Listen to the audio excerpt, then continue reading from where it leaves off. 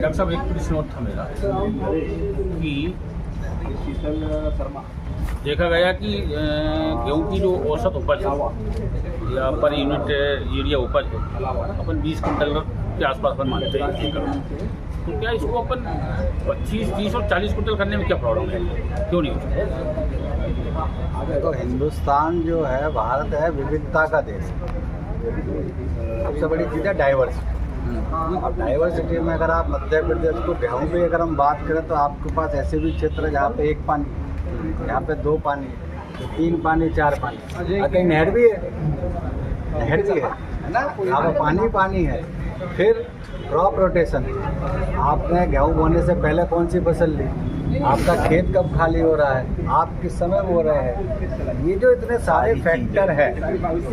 अच्छा, आप बीज कौन सा लगा रहे हैं, आप घर का लगा रहे हैं, बाहर से लेके लगा रहे हैं, बीज की क्या गुणवत्ता है, खाद और पानी आप समय से दे पा रहे नहीं दे पा रहे। जब इतने सारे फैक्टर एक साथ मिलके आते हैं तो फिर उपज में अंतर आता है।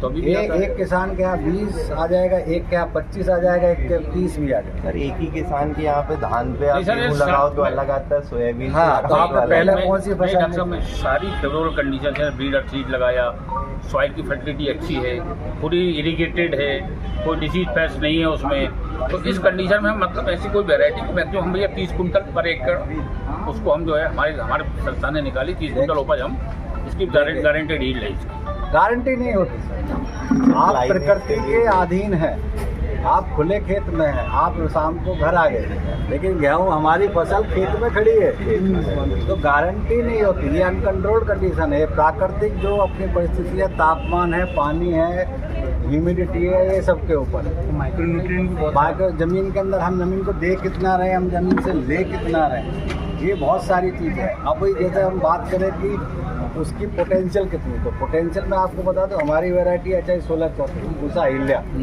उसकी जब टेस्टिंग में ग्वालियर में सबसे ज़्यादा उपज रही 95 कुंटल पर हेक्टेयर, तो पोटेंशियल है।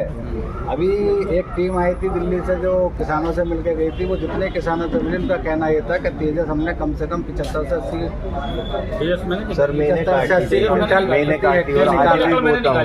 हम नहीं बोलते हैं इतना, हम किसान को एवरेज यील्ड बताते हैं। क्यों बताते हैं? जो आपने कहा अभी कि वो जिसके पास पूरी कंडीशन अच्छी है उसके उपज जो हम एवरेज बताते हैं उससे ऊपर जाएगी, और पानी कम है या वो जो बोने का समय नहीं है। अब आपने जो है नवंबर की वैरायटी दिसंबर में लगा दी या दिसंबर की वैरायटी नवंबर में लगा दी, तो उससे भी पता यील्ड में तो बहुत फैक्टर रहते जो एक आप जस्टिफाई नहीं करते। एक आखिरी सवाल और मेरा, जो अभी हमें 1674 का सीड आप आज दे रहे हैं, इस प्रजाति की क्या मूल विशेषताएं हैं? मतलब ये प्रजाति अन्य प्रजातियों से भिन्न है, स्पेसिफिकली ये वैरायटी इसलिए हमने निकाली कि इसका पर्पज ये है कि फार्मर को कहाँ लगाना चाहिए, कहाँ नहीं। देखिए, हमने बताइए, हमारी इससे पहले वैरायटी लेट सोन के लिए रिलीज हुई थी HI 1634, तो HI 1634 GW 322 और PW 495। GW 322 की खासियत ये कि वो टिलरिंग बहुत ज़्यादा करता है, लेकिन उसका दाना ऐसा नहीं है जो उसको किसान ज़्यादा पसंद करते हैं, चमकदार नहीं है। तो हमने उसके दाने को किया, दाना मोटा किया, बाली को लंबा किया। प्लांट टाइम GW 322 रहा, लेकिन वो हमारी वैरायटी रिलीज हुई लेट सोन में, कम है 322। जब लेट सोन में रिलीज हुई, लेकिन किसानों ने उसको टेस्ट किया टाइमली सोन में। आज की डेट में टाइमली सोन में सबसे ज़्यादा है 1650 के बाद अगर पॉपुलर वैरायटी है तो 1634, लेकिन मतलब उस वैरायटी का विंडो देख के आप तो लेट सोन कम दिन से लेके भी ज़्यादा दिन में भी लगा रहे तो उपज बढ़ रहा है उसका। और लेट सोन कंडीशन में मैंने उसका 95 कुंटल बताया। अब हम आते हैं HI 1634।